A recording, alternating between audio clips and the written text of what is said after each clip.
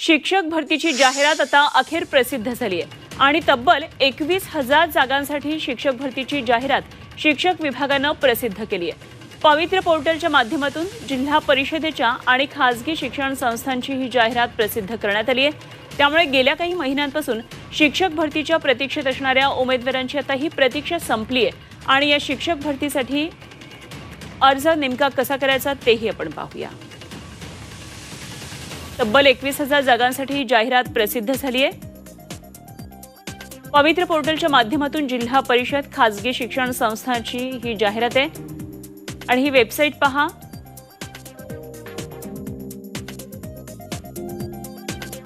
mahateacherrecruitment.org.in अशा प्रकारची website आहे। ही जाहिरात जरूर पहा।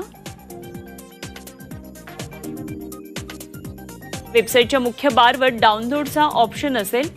डाउनलोडवर क्लिक केल्यानंतर मुलाखतीशिवाय भरल्या जाणाऱ्या जागा, मुलाखती घेऊन भरल्या जाणाऱ्या जागा,